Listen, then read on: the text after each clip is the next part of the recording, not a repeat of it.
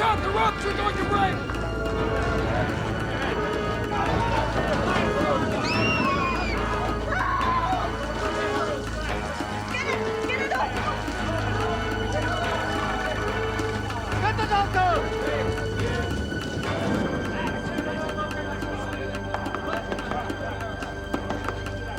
There's been an accident!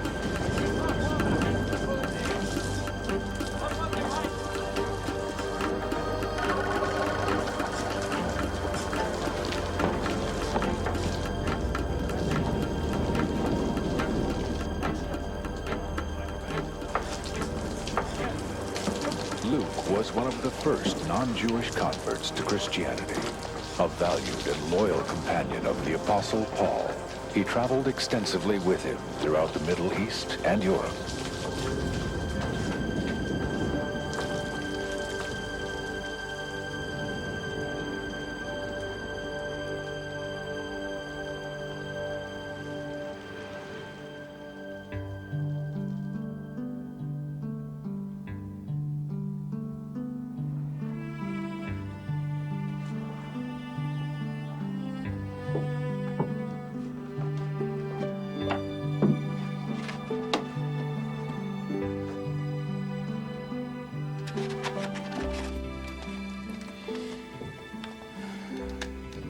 Former book, Theophilus, I wrote about all that Jesus began to do and to teach until the day he was taken up to heaven, after giving instructions through the Holy Spirit to the apostles he had chosen.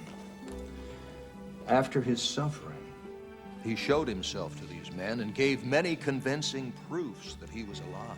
He appeared to them over a period of 40 days and spoke about the kingdom of God. On one occasion, while he was eating with them, he gave them this command. Do not leave Jerusalem, but wait for the gift my Father promised, which you have heard me speak about. For John baptized with water, but in a few days you will be baptized with the Holy Spirit.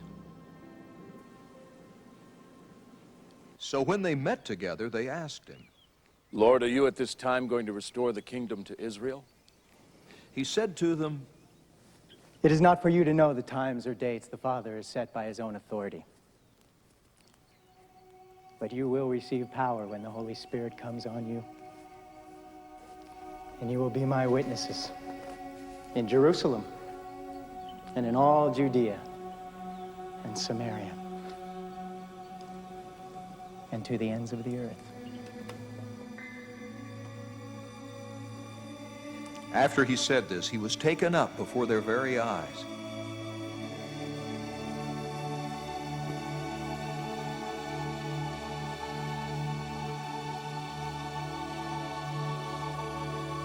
And a cloud hid him from their sight. They were looking intently up into the sky as he was going, when suddenly two men dressed in white stood beside them. Men of Galilee, They said, why do you stand here looking into the sky?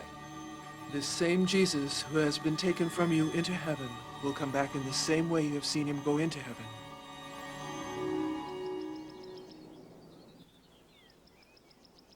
Then they returned to Jerusalem from the hill called the Mount of Olives, a Sabbath day's walk from the city.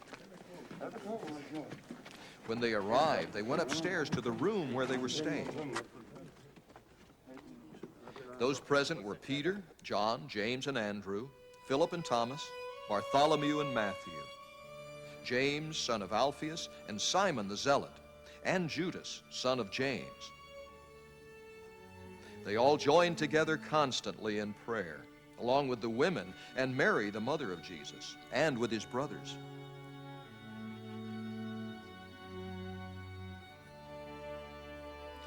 In those days, Peter stood up among the believers, a group numbering about 120, and said, Brothers, the scripture had to be fulfilled, which the Holy Spirit spoke long ago, through the mouth of David, concerning Judas, who served as guide for those who arrested Jesus. He was one of our number and shared in this ministry. With the reward he got for his wickedness, Judas bought a field. There he fell headlong. His body burst open and all his intestines spilled out. Everyone in Jerusalem heard about this.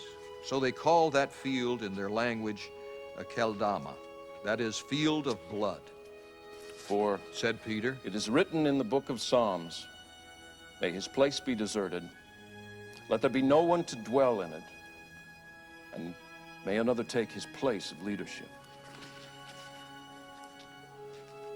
Therefore, it is necessary to choose one of the men who have been with us the whole time the Lord Jesus went in and out among us, beginning from John's baptism to the time when Jesus was taken up from us. For one of these must become a witness with us of his resurrection. So they proposed 2 men, Joseph, called Barsabbas, also known as Justus, and Matthias.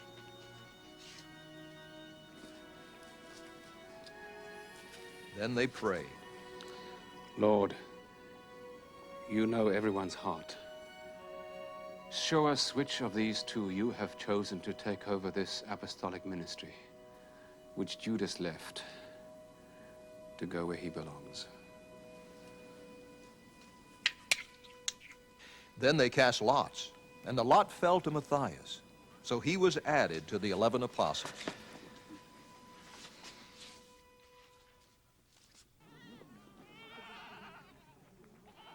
When the day of Pentecost came, they were all together in one place.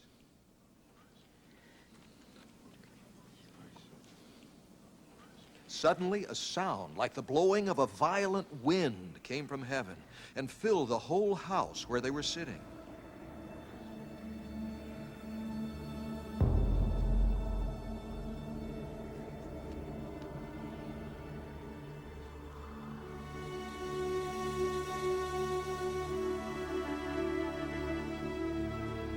They saw what seemed to be tongues of fire that separated and came to rest on each of them.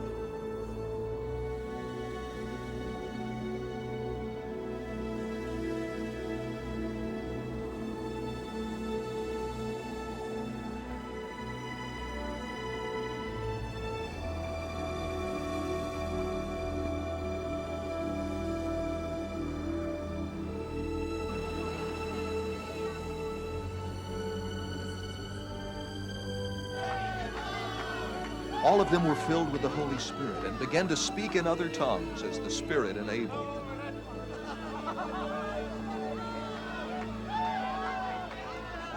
Now there were staying in Jerusalem God-fearing Jews from every nation under heaven. When they heard this sound, a crowd came together in bewilderment because each one heard them speaking in his own language. Utterly amazed, they asked, "Are not all these men who are speaking Galileans?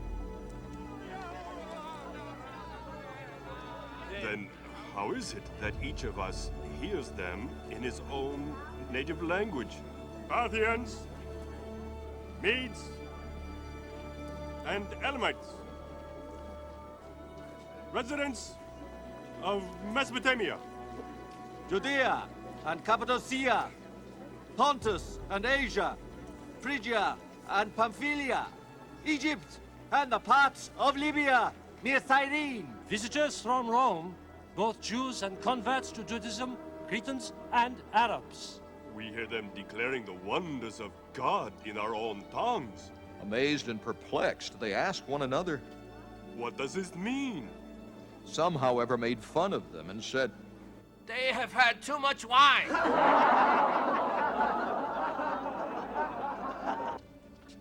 Then Peter stood up with the 11, raised his voice, and addressed the crowd. Fellow Jews, and all of you who live in Jerusalem, let me explain this to you. Listen carefully to what I say. These men are not drunk, as you suppose. It's only 9 in the morning. No, this is what was spoken by the prophet Joel. In the last days, God says, I will pour out my spirit on all people. Your sons and daughters will prophesy. Your young men will see visions. Your old men will dream dreams. Even on my servants, both men and women, I will pour out my spirit in those days, and they will prophesy. I will show wonders in the heaven above and signs on the earth below. Blood and fire and billows of smoke. The sun will be turned to darkness and the moon to blood before the coming of the great and glorious day of the Lord. And everyone who calls on the name of the Lord will be saved. Men of Israel, listen to this. Jesus of Nazareth was a man accredited by God to you by miracles, wonders, and signs, which God did among you through him, as you yourselves know. This man was handed over to you by God's set purpose and foreknowledge, and you, with the help of wicked men, put him to death by nailing him to the cross. But God raised him from the dead, freeing him from the agony of death, because it was impossible for death to keep its hold on him. David said about him, I saw the Lord always before me. Because he is at my right hand, I will not be shaken. therefore my heart is glad, and my tongue rejoices. My body also will live in hope, because you will not abandon me to the grave, nor will you let your Holy One see decay. You have made known to me the paths of life. You will fill me with joy in your presence. Brothers, I can tell you confidently that the patriarch David died and was buried, and his tomb is here to this day. But he was a prophet and knew that God had promised him on oath that he would place one of his descendants on his throne. Seeing what was ahead, he spoke of the resurrection of the Christ, that he was not abandoned to the grave, nor did his body see decay. God has raised this Jesus to life, and we are all witnesses of the fact. Exalted to the right hand of God, he has received from the Father the promised Holy Spirit, and has poured out what you now see and hear. For David did not ascend to heaven, and yet he said, "The Lord said to my Lord, sit at my right hand until I make your enemies a footstool for your feet." Therefore let all Israel be assured of this: God has made this Jesus, whom you crucified, both Lord and Christ. When the people heard this, they were cut to the heart and said to Peter and the other apostles, Brothers, what shall we do? Peter replied, Repent and be baptized, every one of you, in the name of Jesus Christ, for the forgiveness of your sins. And you will receive the gift of the Holy Spirit. The promise is for you and your children, and for all who are far off, for all whom the Lord our God will call.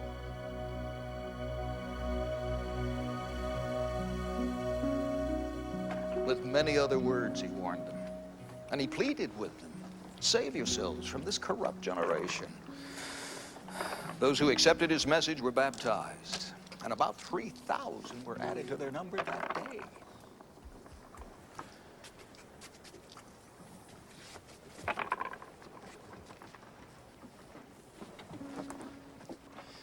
They devoted themselves to the apostles' teaching and to the fellowship, to the breaking of bread and to prayer.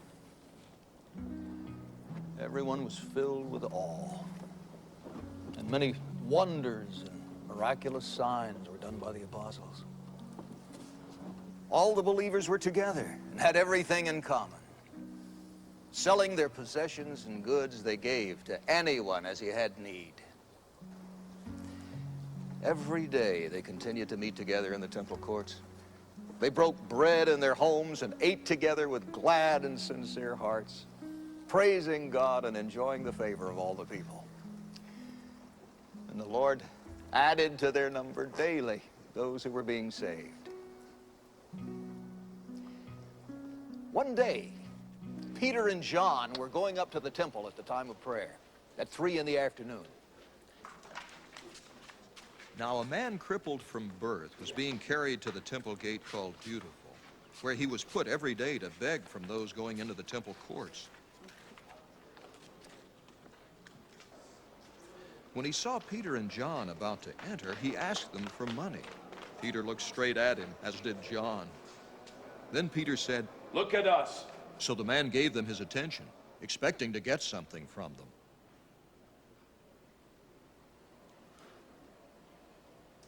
Then Peter said, "Silver or gold I do not have, but what I have I give you.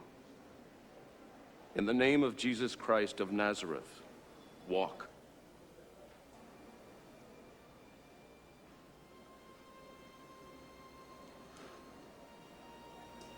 Taking him by the right hand, he helped him up. And instantly the man's feet and ankles became strong. He jumped to his feet and began to walk.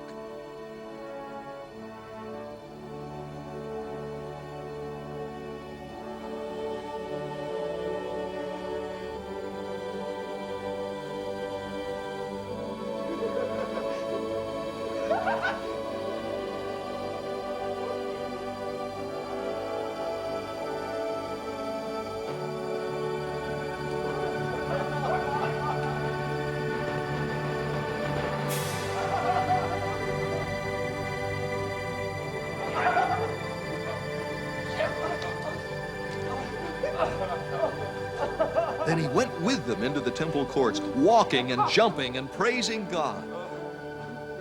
When all the people saw him walking and praising God, they recognized him as the same man who used to sit begging at the temple gate called Beautiful. And they were filled with wonder and amazement at what had happened to him. While the beggar held on to Peter and John, all the people were astonished and came running to them in the place called Solomon's Colonnade. When Peter saw this, he said to them, "Men of Israel, why does this surprise you? Why do you stare at us as if by our own power or godliness we had made this man walk?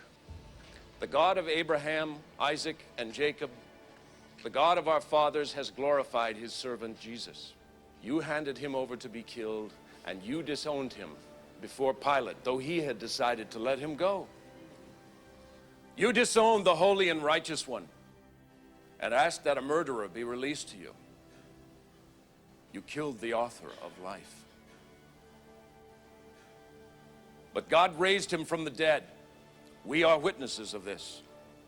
By faith in the name of Jesus, this man whom you see and know was made strong. It is Jesus' name and the faith that comes through him that has given this complete healing to him, as you can all see. Now, brothers, I know that you acted in ignorance, as did your leaders. But this is how God fulfilled what he had foretold through all the prophets, saying that his Christ would suffer. Repent, then, and turn to God, so that your sins may be wiped out, that times of refreshing may come from the Lord, and that he may send the Christ who has been appointed for you, even Jesus. He must remain in heaven until the time comes for God to restore everything, as he promised long ago through his holy prophets. For Moses said, the Lord your God will raise up for you a prophet like me from among your own people. You must listen to everything he tells you. Anyone who does not listen to him will be completely cut off from among his people. Indeed, all the prophets from Samuel on, as many as have spoken, have foretold these days. And you are heirs of the prophets and of the covenant God made with your fathers. He said to Abraham, through your offspring, all peoples on earth will be blessed. When God raised up his servant, he sent him first to you to bless you by turning each of you from your wicked ways. The priests and the captain of the temple guard and the Sadducees came up to Peter and John while they were speaking to the people. They were greatly disturbed because the apostles were teaching the people and proclaiming in Jesus the resurrection of the dead. They seized Peter and John, and because it was evening, they put them in jail until the next day. But many who heard the message believed, and the number of men grew to about 5,000. The next day, the rulers, elders, and teachers of the law met in Jerusalem. Annas, the high priest, was there, and so were Caiaphas, John, Alexander, and the other men of the high priest's family. They had Peter and John brought before them and began to question them. By what power or what name did you do this? Then Peter, filled with the Holy Spirit, said to them, Rulers and elders of the people, if we are being called to account today for an act of kindness shown to a cripple, and are asked how he was healed, then know this, you, and all the people of Israel. It is by the name of Jesus Christ of Nazareth, whom you crucified, but whom God raised from the dead, that this man stands before you healed. He is the stone you builders rejected, which has become the capstone. Salvation is found in no one else, for there is no other name under heaven given to men by which we must be saved. When they saw the courage of Peter and John and realized that they were unschooled, ordinary men, they were astonished, and they took note that these men had been with Jesus. But since they could see the man who had been healed standing there with them, there was nothing they could say. So they ordered them to withdraw from the Sanhedrin and then conferred together. What are we going to do with these men? They asked. Everybody living in Jerusalem knows they have done an outstanding miracle, and we cannot deny it. But to stop this thing from spreading any further among the people, we must warn these men to speak no longer to anyone in this name. Then they called them in again and commanded them not to speak or teach at all in the name of Jesus. But Peter and John replied, Judge for yourselves whether it is right in God's sight to obey you rather than God. For we cannot help speaking about what we have seen and heard. After further threats, they let them go. They could not decide how to punish them because all the people were praising God for what had happened.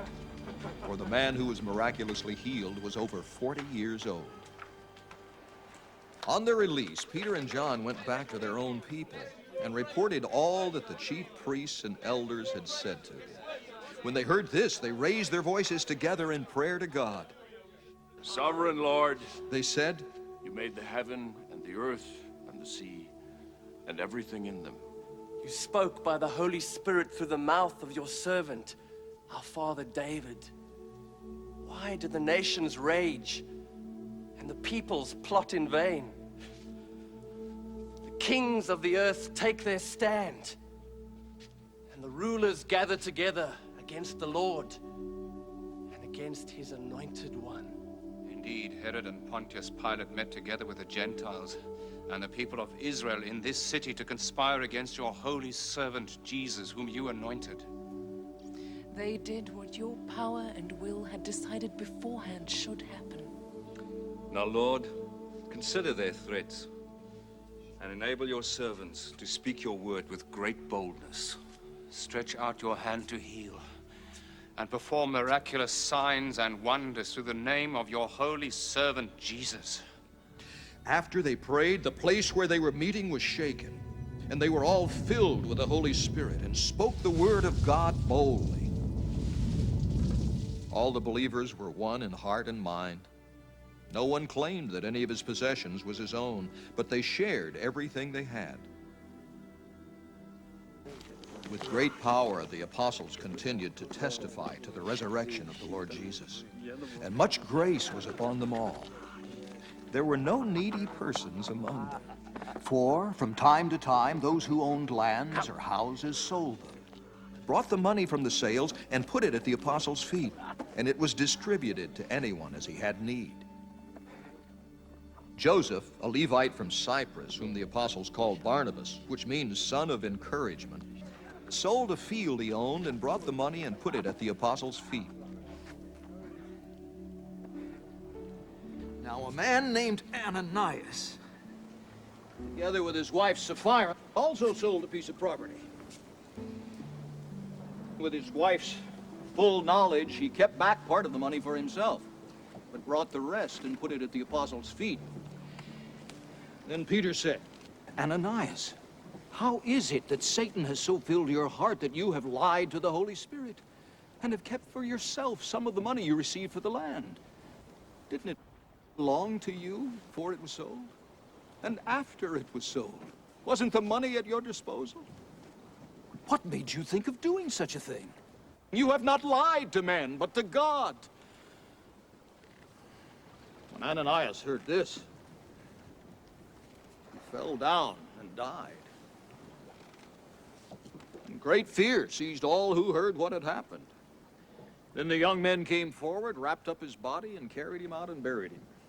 About 3 hours later, his wife came in, not knowing what had happened. Peter asked her, "Tell me, is this the price you and Ananias got for the land?" "Yes," she said, "that is the price." Peter said to her, "How could you agree to test the Spirit of the Lord? Look, the feet of the men who buried your husband are at the door, and they will carry you out also." At that moment, she fell down at his feet and died. Then the young men came in, and finding her dead, carried her out and buried her beside her husband. Great fear seized the whole church and all who heard about these events. The apostles performed many miraculous signs and wonders among the people. And all the believers used to meet together in Solomon's colonnade. No one else dared join them, even though they were highly regarded by the people. Nevertheless, more and more men and women believed in the Lord and were added to their number.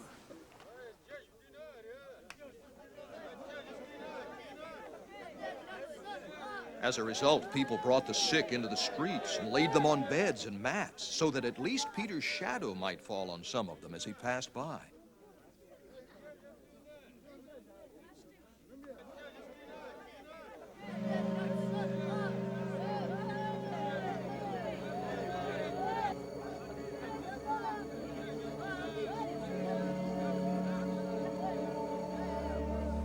Crowds gathered also from the towns around Jerusalem, bringing their sick and those tormented by evil spirits, and all of them were healed. Then the high priest and all his associates, who were members of the party of the Sadducees, were filled with jealousy. They arrested the apostles and put them in the public jail.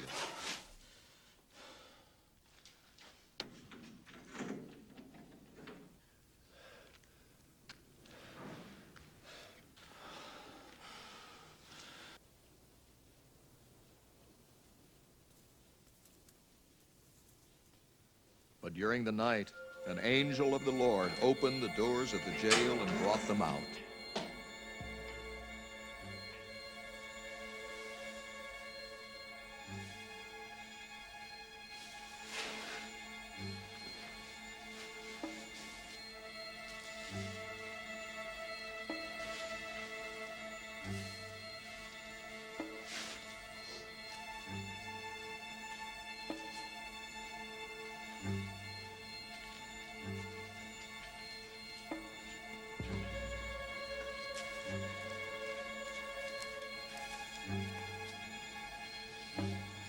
Go stand in the temple courts, he said, and tell the people the full message of this new life.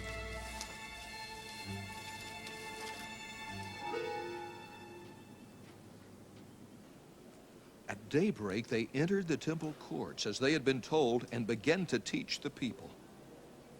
When the high priest and his associates arrived, they called together the Sanhedrin, the full assembly of the elders of Israel, and sent to the jail for the apostles. But on arriving at the jail, the officers did not find them there. So they went back and reported. "We found the jail securely locked with a guard standing at the doors, but when we opened them, we found no one inside." On hearing this report, the captain of the temple guard and the chief priests were puzzled, wondering what would come of this. Then someone came and said, "Look, the men you put in jail are standing in the temple courts, teaching the people." At that, the captain went with his officers and brought the apostles. They did not use force because they feared that the people would stone them. Having brought the apostles, they made them appear before the Sanhedrin to be questioned by the high priest. "We gave you strict orders not to teach in this name," he said. "Yet you have filled Jerusalem with your teaching and are determined to make us guilty of this man's blood." Peter and the other apostles replied, We must obey God rather than men. The God of our fathers raised Jesus from the dead, whom you had killed by hanging him on a tree. God exalted him to his own right hand as Prince and Savior, that he might give repentance and forgiveness of sins to Israel. We are witnesses of these things, and so is the Holy Spirit, whom God has given to those who obey him. When they heard this, they were furious and wanted to put them to death. But a Pharisee named Gamaliel, a teacher of the law, who was honored by all the people, stood up in the Sanhedrin and ordered that the men be put outside for a little while.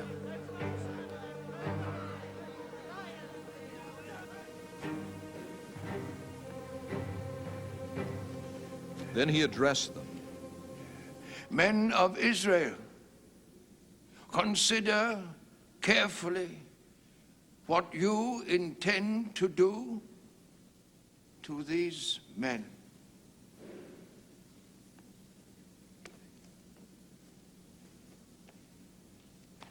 Some time ago, Theodas appeared, claiming to be somebody, and about 400 men rallied to him. He was killed. All his followers were dispersed, and it all came to nothing. After him, Judas the Galilean appeared in the days of the census and led a band of people in revolt.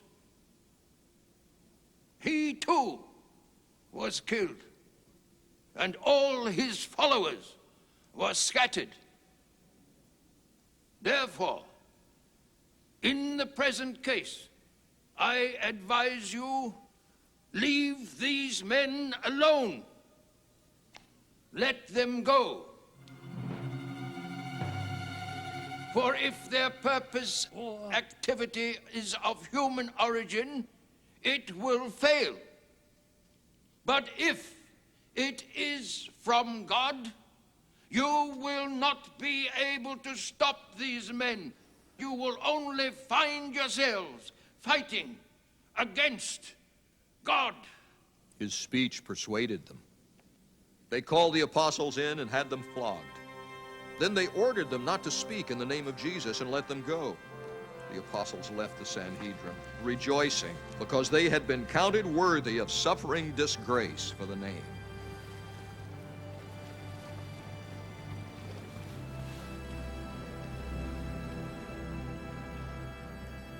Day after day, in the temple courts and from house to house, they never stopped teaching and proclaiming the good news that Jesus is the Christ.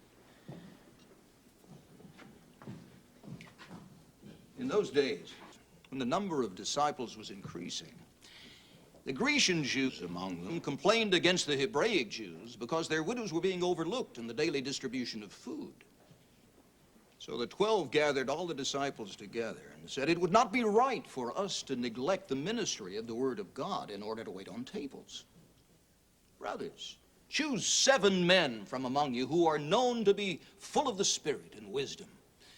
We will turn this responsibility over to them, and we'll give our attention to prayer and the ministry of the Word. This proposal pleased the whole group.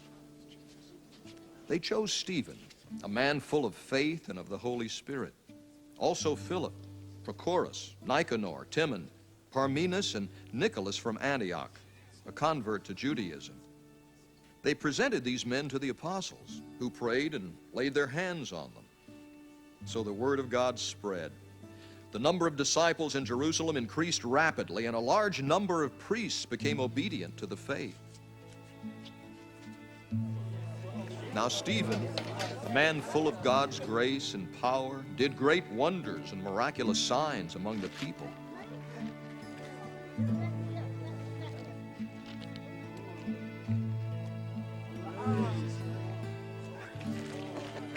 Opposition arose, however, from members of the synagogue of the freedmen, as it was called, Jews of Cyrene and Alexandria, as well as the provinces of Cilicia and Asia.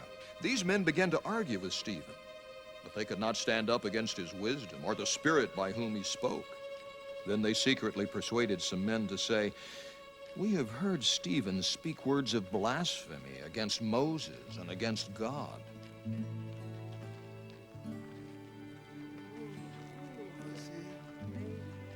So they stirred up the people and the elders and the teachers of the law.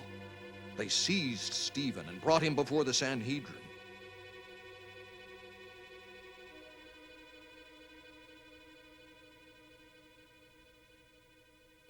They produced false witnesses who testified, "This fellow never stops speaking against this holy place and against the law. For we have heard him say that this Jesus of Nazareth will destroy this place and change the customs Moses handed down to us."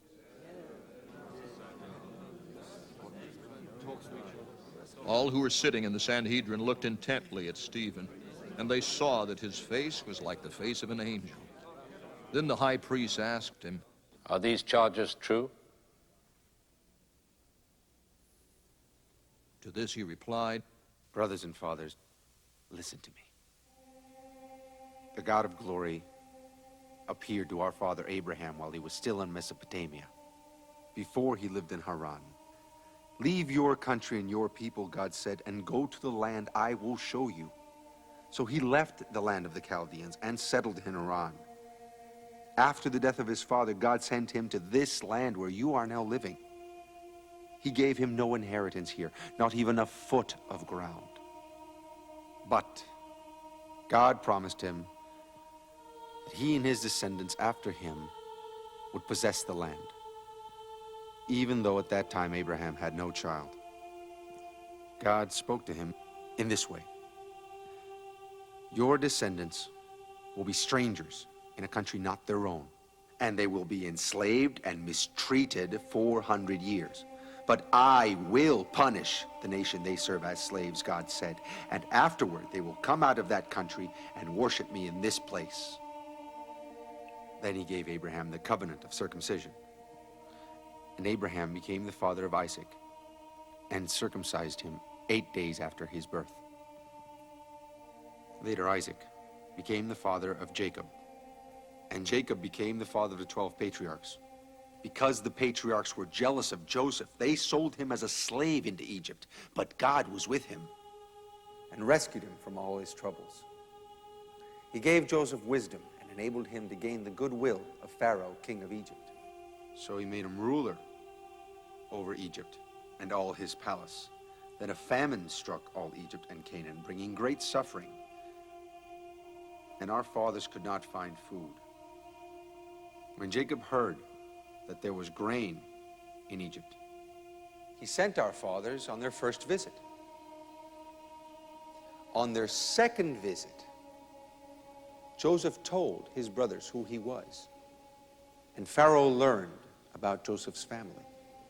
After this, Joseph sent for his father Jacob and his whole family, 75 in all. Then Jacob went down to Egypt, where he and our fathers died.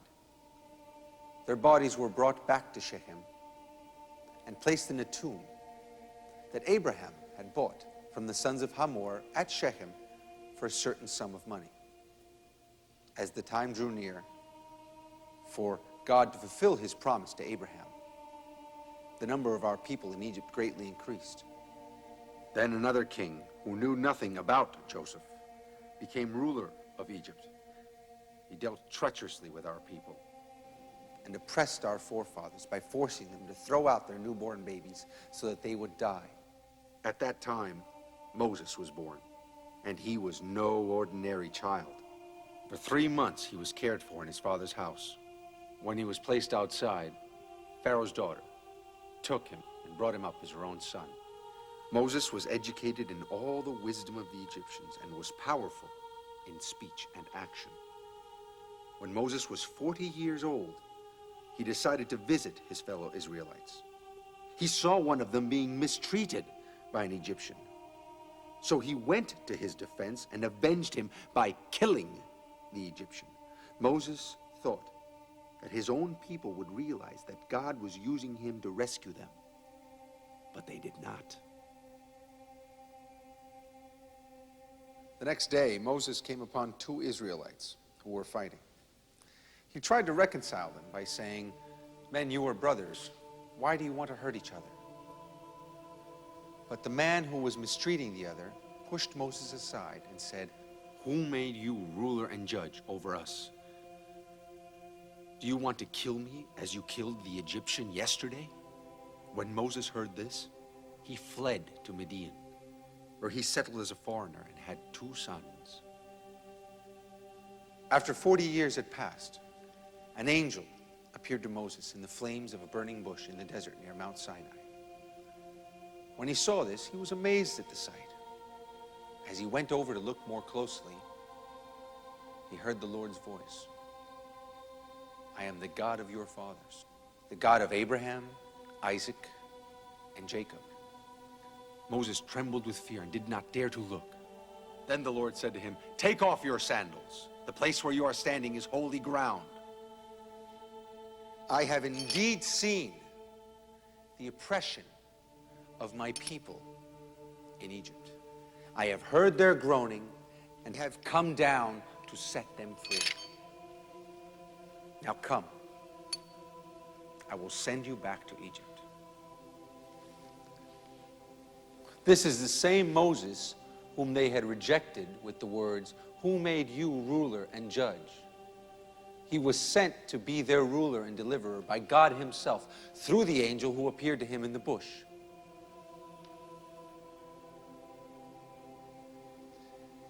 He led them out of Egypt and did wonders and miraculous signs in Egypt, at the Red Sea, and for 40 years in the desert. This is that Moses who told the Israelites, "God will send you a prophet like me from your own people." He was in the assembly in the desert with the angel who spoke to him on Mount Sinai and with our fathers, and he received living words to pass on to us. But our fathers refused to obey him. Instead, they rejected him, and in their hearts turned back to Egypt. They told Aaron, "Make us gods who will go before us. As for this fellow Moses who led us out of Egypt, we don't know what has happened to him." That was the time they made an idol in the form of a calf. They brought sacrifices to it and held a celebration in honor of what their hands had made. But God turned away and gave them over to the worship of the heavenly bodies. This agrees with what is written in the book of the prophets. "Did you bring me sacrifices and offerings 40 years in the desert, O house of Israel? You have lifted up the shrine of Molech and the star of your god Rephan, the idols you made to worship. Therefore I will send you into exile beyond Babylon." Our forefathers had the tabernacle of the testimony with them in the desert. It had been made as God directed Moses according to the pattern he had seen. Having received the tabernacle, our fathers under Joshua brought it with them when they took the land from the nations God drove out before them. It remained in the land until the time of David, who enjoyed God's favor and asked that he might provide a dwelling place for the God of Jacob. But it was Solomon who built a house for him.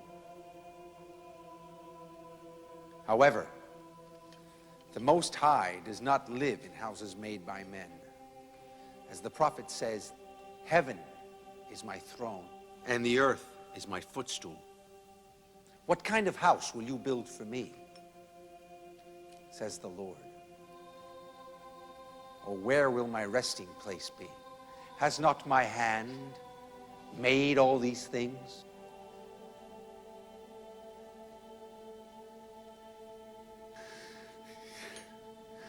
You stiff-necked people with uncircumcised hearts and ears.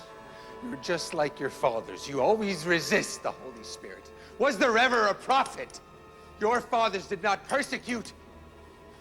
They even killed those who predicted the coming of the righteous one. And now you have betrayed and murdered him. You, who have received the law that was put into effect through angels, but have not obeyed it.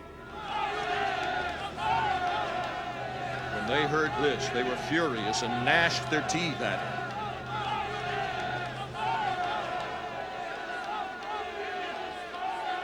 But Stephen, full of the Holy Spirit, looked up to heaven and saw the glory of God and Jesus standing at the right hand of God. Look, He said, I see heaven open, and the Son of Man standing at the right hand of God. At this, they covered their ears, and yelling at the top of their voices, they all rushed him. Dragged him out of the city and began to stone him.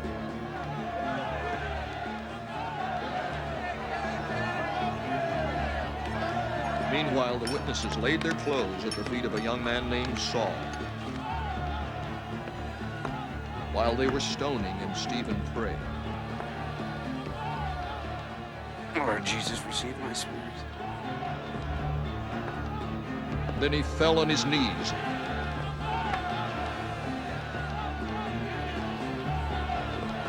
Cried out, Lord, do not hold this sin against them. When he had said this, he fell asleep. And Saul was there, giving approval to his death. On that day, a great persecution broke out against the church in Jerusalem. And all except the apostles were scattered throughout Judea and Samaria. Godly men buried Stephen, mourned deeply for him. But Saul began to destroy the church. Going from house to house, he dragged off men and women and put them in prison.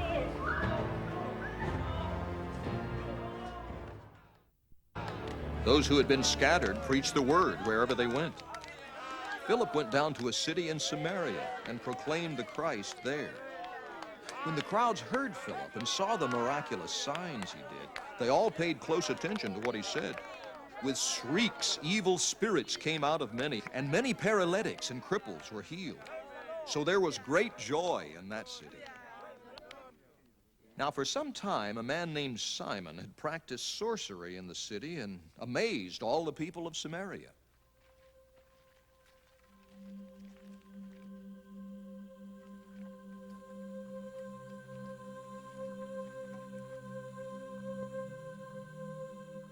He boasted that he was someone great, and all the people, both high and low, gave him their attention and exclaimed, This man is the divine power, known as the great power. They followed him because he had amazed them for a long time with his magic.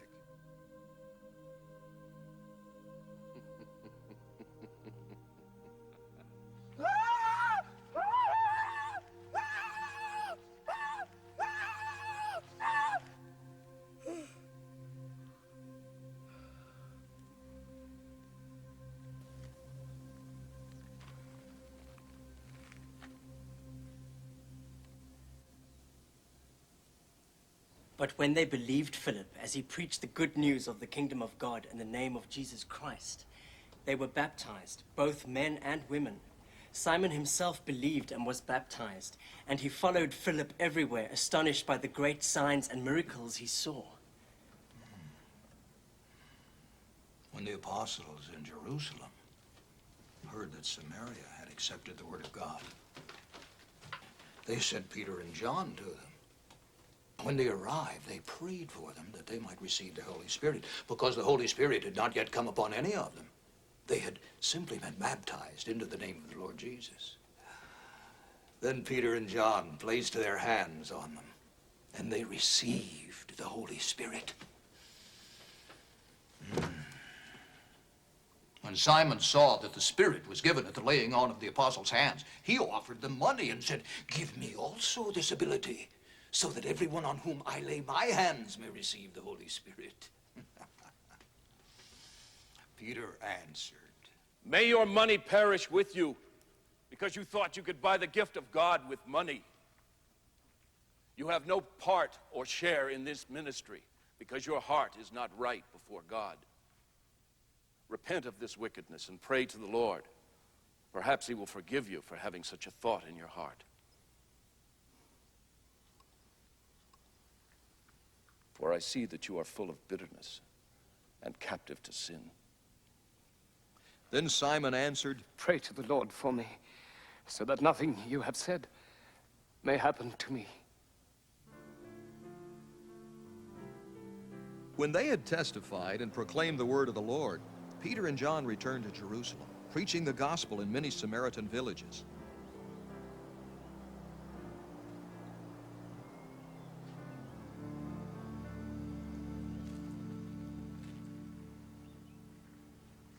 Now an angel of the Lord said to Philip, Go south to the road. The desert road that goes down from Jerusalem to Gaza.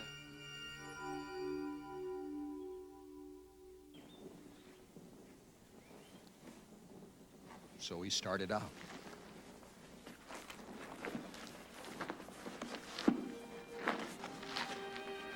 And on his way, he met an Ethiopian eunuch, an important official in charge of all the treasury of Candace, queen of the Ethiopians. This man had gone to Jerusalem to worship, and on his way home was sitting in his chariot reading the book of Isaiah the prophet. The Spirit told Philip, Go to that chariot and stay near it.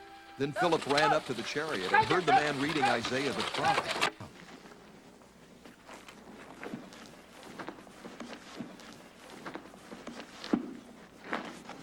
Do you understand what you're reading? Philip asked. How can I? He said. Unless someone explains it to me. So he invited Philip to come up and sit with him.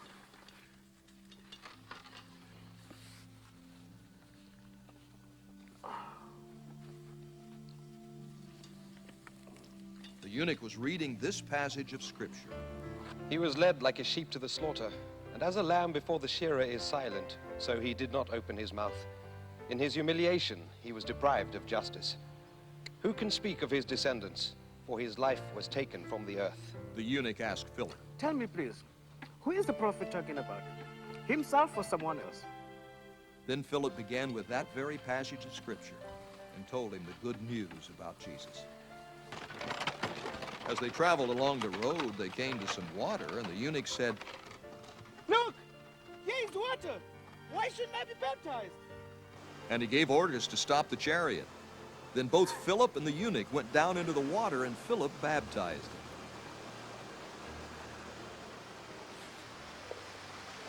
When they came up out of the water, the Spirit of the Lord suddenly took Philip away. Oh!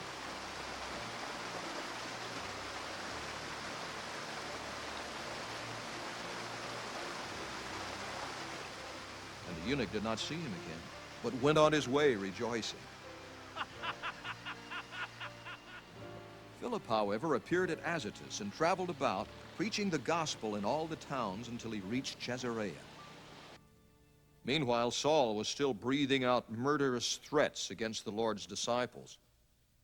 He went to the high priest and asked him for letters to the synagogues in Damascus, so that if he found any there who belonged to the way, whether men or women, he might take them as prisoners to Jerusalem.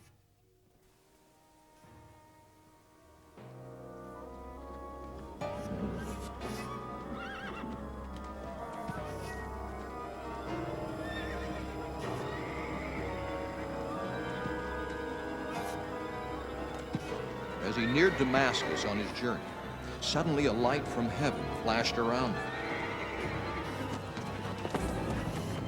He fell to the ground and heard a voice say to him, Saul, Saul.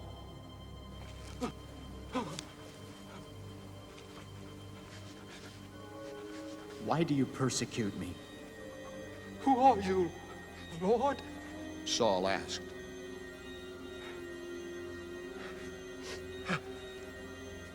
I am Jesus, whom you are persecuting.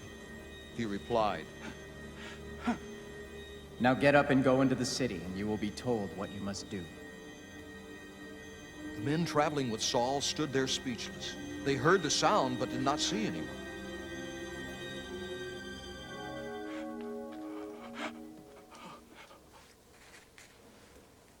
Saul got up from the ground, but when he opened his eyes, he could see nothing. So they led him by the hand into Damascus. For 3 days he was blind and did not eat or drink anything.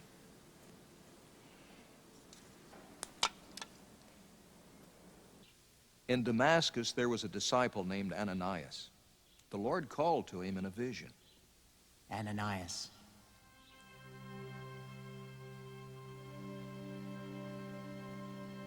Yes, Lord. He answered. The Lord told him, Go to the house of Judas on Straight Street and ask for a man from Tarsus named Saul, for he is praying.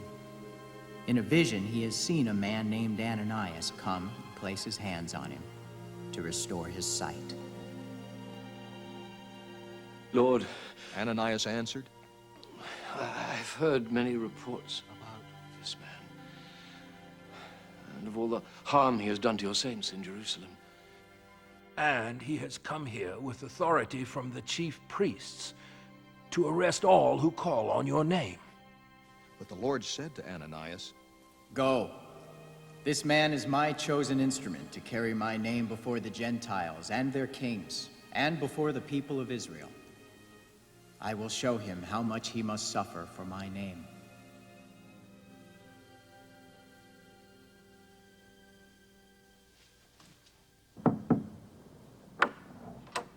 Then Ananias went to the house and entered it.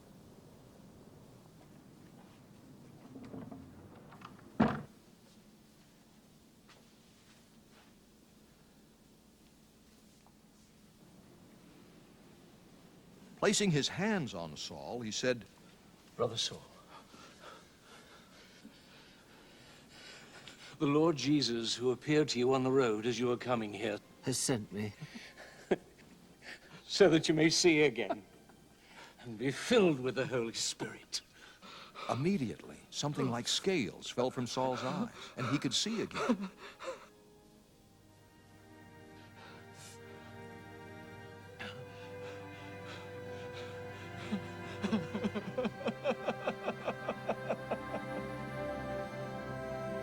He got up and was baptized, and after taking some food, he regained his strength.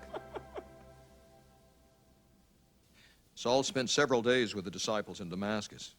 At once, he began to preach in the synagogues that Jesus is the Son of God. All those who heard it were astonished and asked, Isn't he the man who raised havoc in Jerusalem among those who call on this name? And hasn't he come here to take them as prisoners to the chief priests? Yet Saul grew more and more powerful and baffled the Jews living in Damascus by proving that Jesus is the Christ. After many days had gone by, the Jews conspired to kill him. But Saul learned of their plan. Day and night they kept close watch on the city gates in order to kill him, but his followers took him by night and lured him in a basket through an opening in the wall.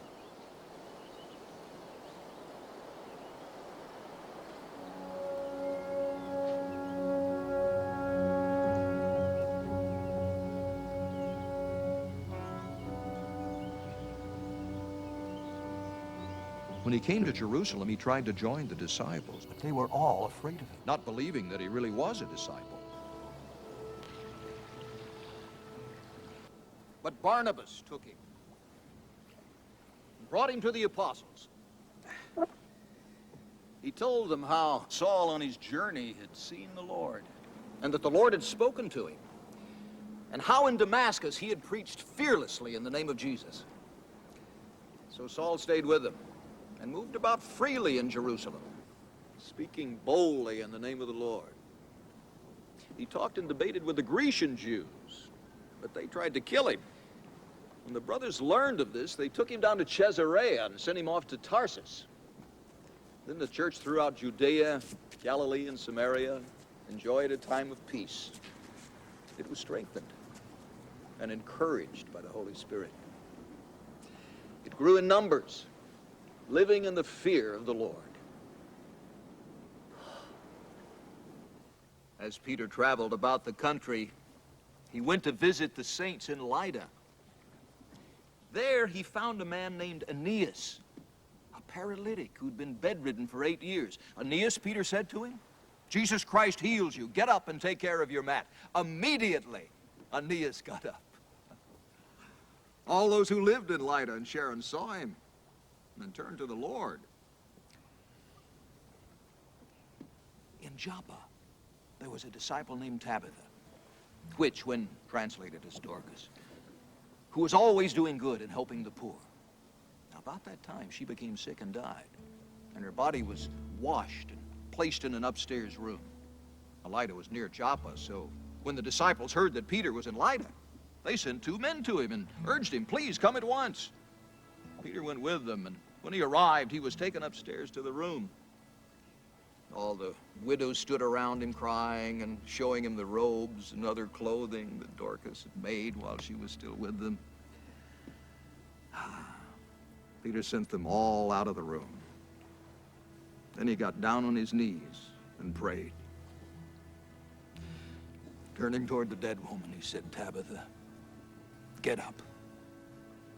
She opened her eyes, and seeing Peter, she sat up. He took her by the hand and helped her to her feet. Then he called the believers and the widows and presented her to them alive. This became known all over Joppa, and many people believed in the Lord.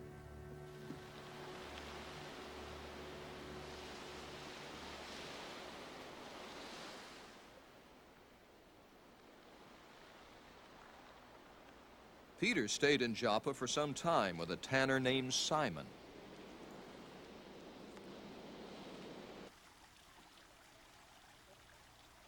At Caesarea, there was a man named Cornelius, a centurion in what was known as the Italian regiment.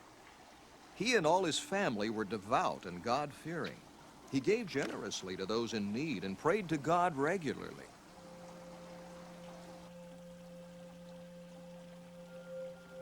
One day at about 3 in the afternoon, he had a vision. He distinctly saw an angel of God who came to him and said, Cornelius. Cornelius stared at him in fear. What is it, Lord? He asked. The angel answered, Your prayers and gifts to the poor have come up as a memorial offering before God. Now, send men to Joppa to bring back a man named Simon, who is called Peter. He is staying with Simon the tanner, whose house is by the sea. When the angel who spoke to him had gone, Cornelius called 2 of his servants and a devout soldier who was one of his attendants.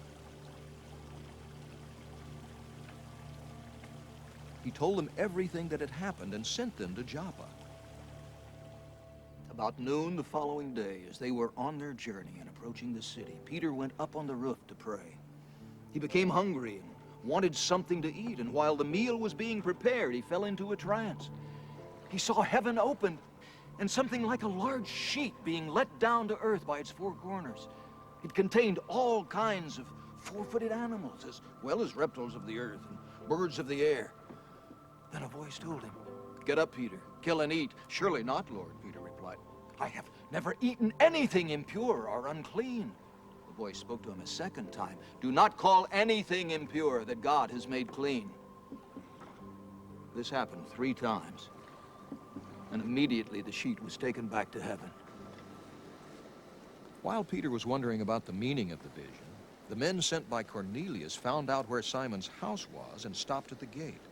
They called out, asking if Simon, who was known as Peter, was staying there. While Peter was still thinking about the vision, the Spirit said to him, Simon, 3 men are looking for you.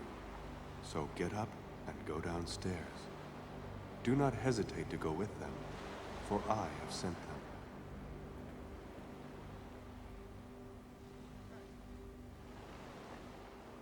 Peter went down and said to the men, I'm the one you're looking for. Why have you come?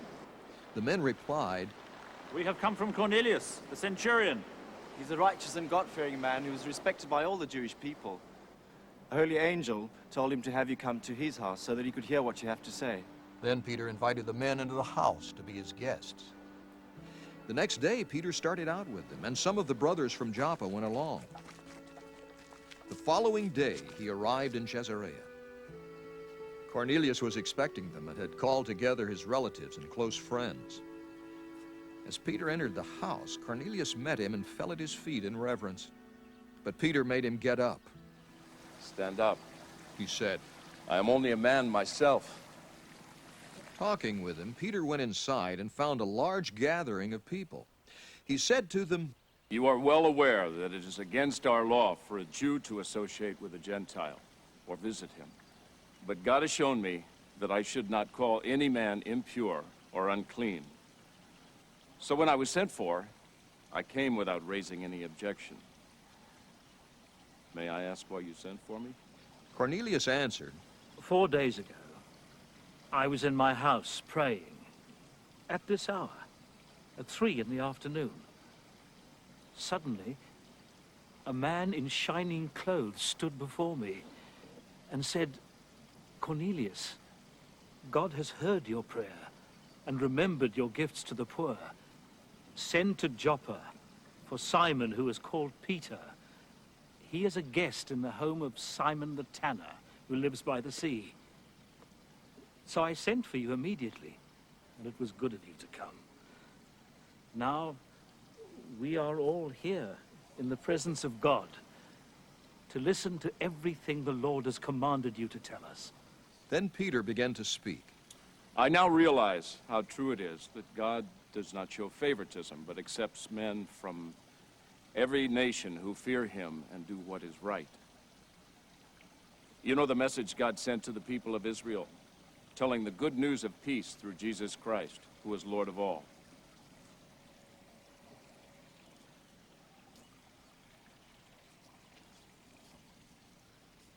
You know what has happened throughout Judea, beginning in Galilee after the baptism? That John preached how God anointed Jesus of Nazareth with the Holy Spirit and power, and how he went around doing good and healing all who were under the power of the devil, because God was with him. We are witnesses of everything he did in the country of the Jews and in Jerusalem. They killed him by hanging him on a tree, but God raised him from the dead on the 3rd day and caused him to be seen. He was not seen by all the people, but by witnesses whom God had already chosen, by us who ate and drank with him after he rose from the dead. He commanded us to preach to the people and to testify that he is the one whom God appointed as judge of the living and the dead. All the prophets testify about him, that everyone who believes in him receives forgiveness of sins through his name. While Peter was still speaking these words, the Holy Spirit came on all who heard the message. The circumcised believers who had come with Peter were astonished that the gift of the Holy Spirit had been poured out even on the Gentiles, for they heard them speaking in tongues and praising God. Then Peter said, Can anyone keep these people from being baptized with water? They have received the Holy Spirit just as we have. So he ordered that they be baptized in the name of Jesus Christ. Then they asked Peter to stay with them for a few days.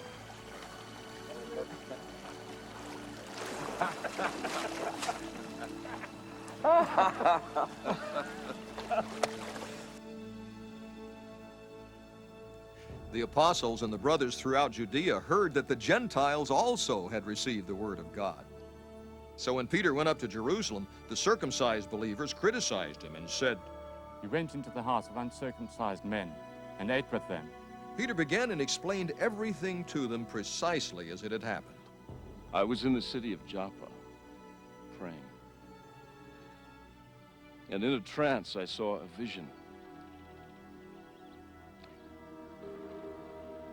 I saw something like a large sheet being let down from heaven by its 4 corners.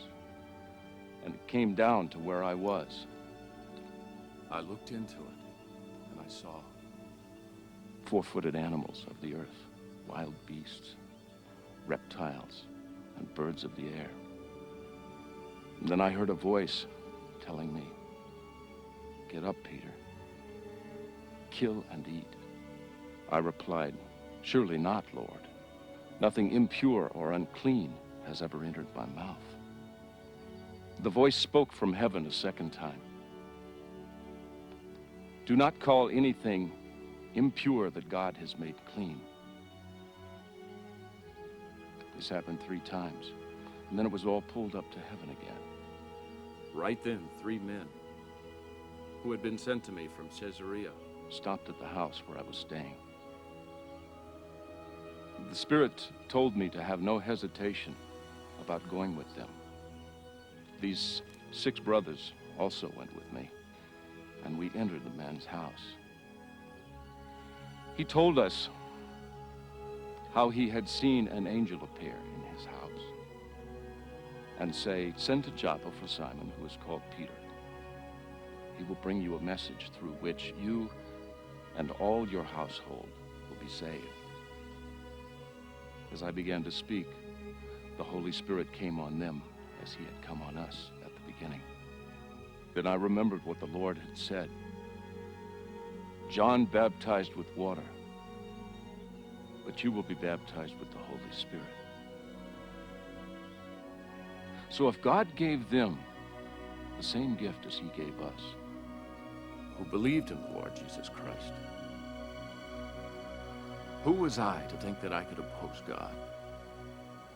When they heard this, they had no further objections and praised God, saying, "So then, God has granted even the Gentiles repentance unto life." Now those who had been scattered by the persecution in connection with Stephen traveled as far as Phoenicia, Cyprus, and Antioch, telling the message only to Jews. Some of them, however, men from Cyprus and Cyrene, went to Antioch and began to speak to Greeks also, telling them the good news about the Lord Jesus. The Lord's hand was with them, and a great number of people believed and turned to the Lord.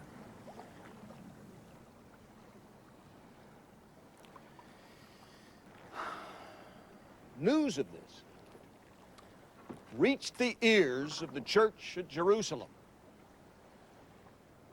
and they sent Barnabas to Antioch. When he arrived and saw the evidence of the grace of God, he was glad and encouraged them all to remain true to the Lord with all their hearts. He was a good man, full of the Holy Spirit and faith.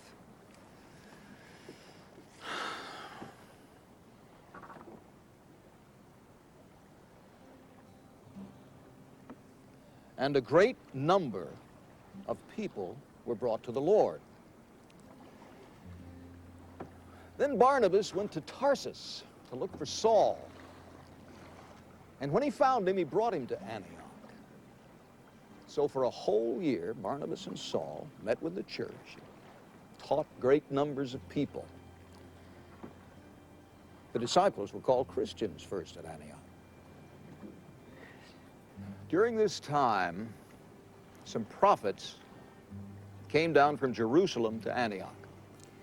One of them, named Agabus, stood up and through the Spirit predicted that a severe famine would spread over the entire Roman world. This happened during the reign of Claudius. The disciples, each according to his ability, decided to provide help for the brothers living in Judea. This they did, sending their gift to the elders by Barnabas and Saul.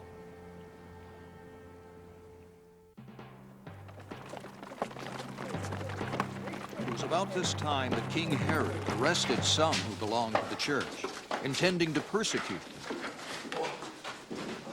them. He had James, the brother of John, put to death with the sword.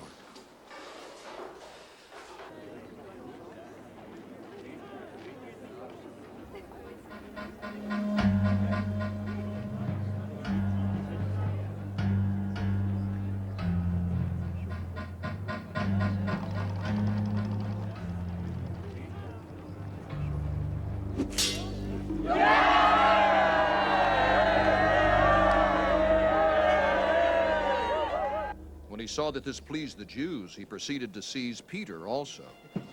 This happened during the Feast of Unleavened Bread.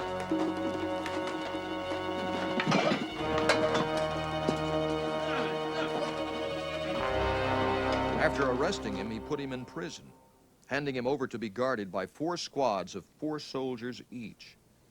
Herod intended to bring him out for public trial after the Passover. So Peter was kept in prison, but the church was earnestly praying to God for him.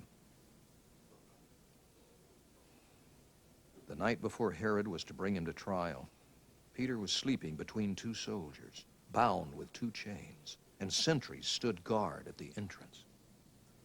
Suddenly, an angel of the Lord appeared, and a light shone in the cell. He struck Peter on the side and woke him up. Quick, get up, he said, and the chains fell off Peter's wrists. Then the angel said to him, Put on your clothes and sandals. And Peter did so.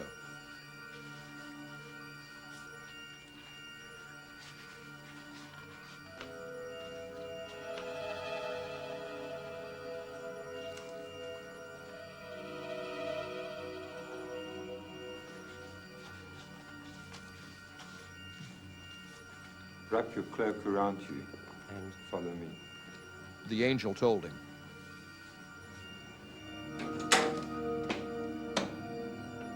Peter followed him out of the prison, but he had no idea that what the angel was doing was really happening.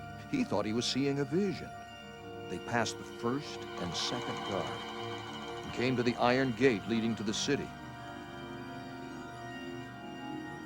It opened for them by itself, and they went through it.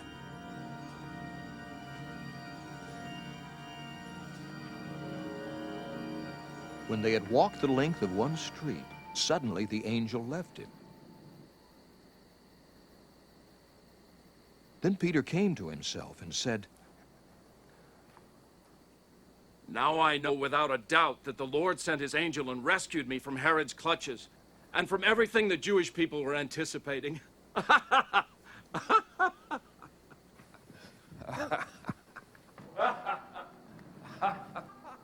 When this had dawned on him, he went to the house of Mary, the mother of John, also called Mark, where many people had gathered and were praying. Peter knocked at the outer entrance, and a servant girl named Rhoda came to answer the door.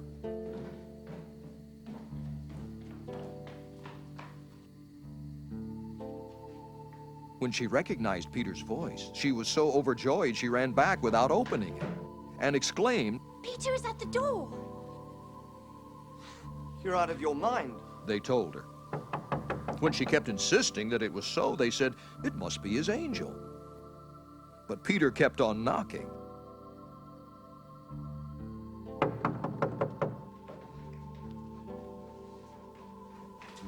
And when they opened the door and saw him, they were astonished.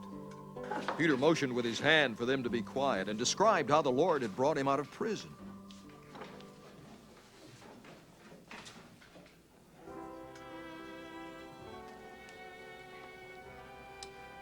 Tell James and the brothers about this, she said, and then he left for another place.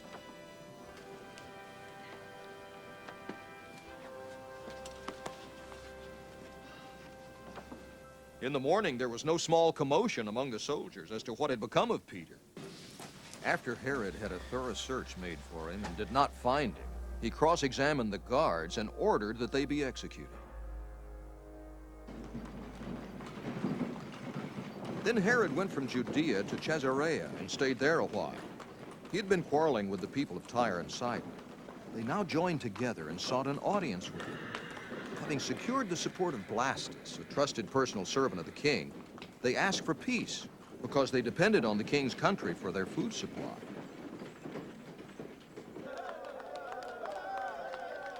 On the appointed day, Herod, wearing his royal robe, sat on his throne and delivered a public address to the people. They shouted, This is the voice of a god, not of a man. Immediately, because Herod did not give praise to God, an angel of the Lord struck him down, and he was eaten by worms and died.